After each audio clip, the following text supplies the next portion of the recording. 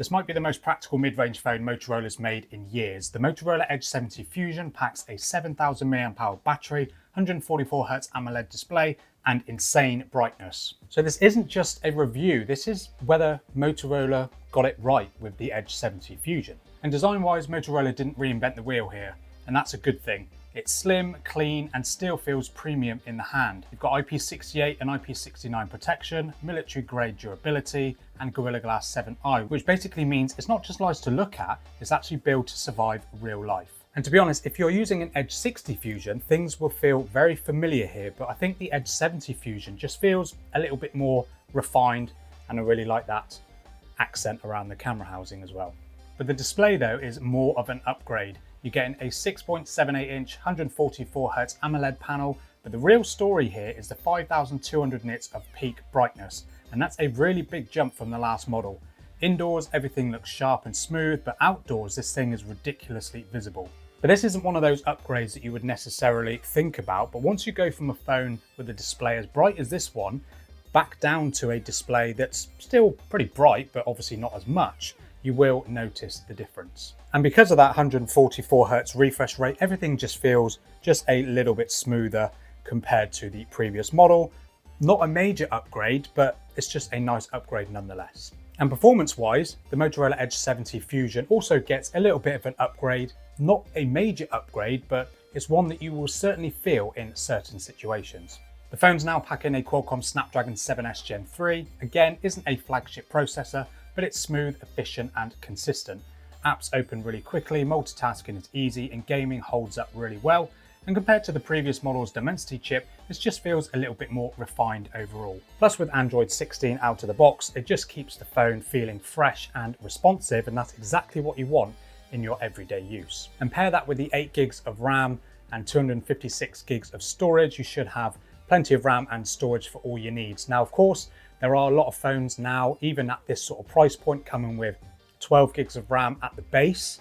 So it's not the best, but 8 gigs is still, I think, enough for most people. There is no micro SD card slot for memory expansion either, so that's just something to bear in mind if you are considering this phone. Now, when it comes to the battery, personally, this is the reason to care about this phone. Packing a massive 7000 mAh battery, that's not a spec, that's a lifestyle upgrade. This easily takes you from easily lasting a full day with the Edge 60 Fusion, 5200 mAh, to I really couldn't give a monkeys about charging anymore, because this thing just lasts and lasts. We're talking easily 2-day battery life, potentially 3 if you're not a heavy user, and you still get 68-watt fast charging when you need it. This alone might be worth the upgrade. There's still no wireless charging on the Edge 70 Fusion, but personally, I don't care. The 68-watt charging is fast enough. I don't use wireless charging either, so I'm really not that bothered. Like I said, the battery life on the Edge 60 Fusion is still absolutely great. A full day, not a problem, but the Edge 70 Fusion just turns that up to bonkers levels. And when it comes to the camera, Motorola didn't go crazy, but they improved in certain areas that matter. You've got a 50 megapixel Sony Litia 710 sensor with optical image stabilization. And compared to the previous model, photos are just a little bit more consistent. There's better low light, cleaner detail, and more reliable colors. It's not a dramatic leap, but it's the kind of upgrade you may notice over time. And for most people, that's more than good enough. The ultra-wide sticks to 13 megapixels and the selfie camera sticks to 32 megapixels, so there's no major upgrades here.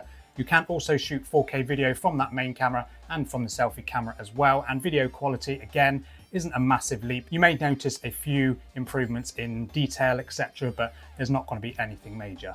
And Motorola's software is still one of the big selling points when it comes to their phones. It's very clean, there's minimal bloatware on this particular phone, although I have had other Motorola's where there's loads of pre-installed games and stuff.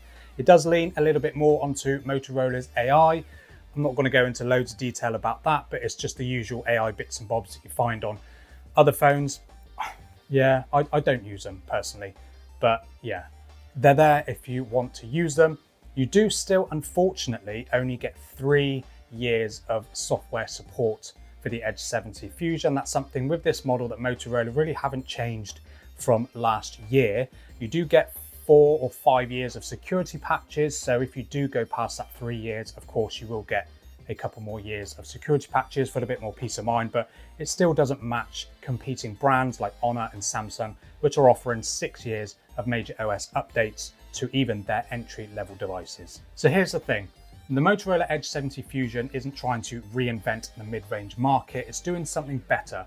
It's just fixing the small weaknesses that you may have found with previous models, like giving it a brighter display, improved performance, improved camera consistency, and a massive battery upgrade. Now, if you've got an Edge 60 Fusion, I wouldn't be in a rush to upgrade. I don't think the improvements in most areas are enough to go from this generation to this generation, except in the battery life, you will certainly feel that. But if you're buying new, forget the Edge 60 Fusion. It's already a year behind in terms of the software updates. Go for the Edge 70 Fusion. You'll definitely feel the battery improvements, likely from whatever phone that you're currently using. And yeah, it's just a really nice, well-built phone, really refined, stunning display, good enough performance. And like I said, that battery life is just absolutely insane. But of course, let me know down in the comments which one you'd pick, if you'd pick the Edge 70 Fusion, or would you go for an Edge 60 Fusion? Do you have one of these? Would you upgrade from this to this? Personally, I wouldn't bother. But let me know down in the comments. Subscribe if you enjoyed this video. I certainly enjoyed making it and using the Edge 70 Fusion. I appreciate any feedback you can give me in the comments, and I'll catch you in the next one.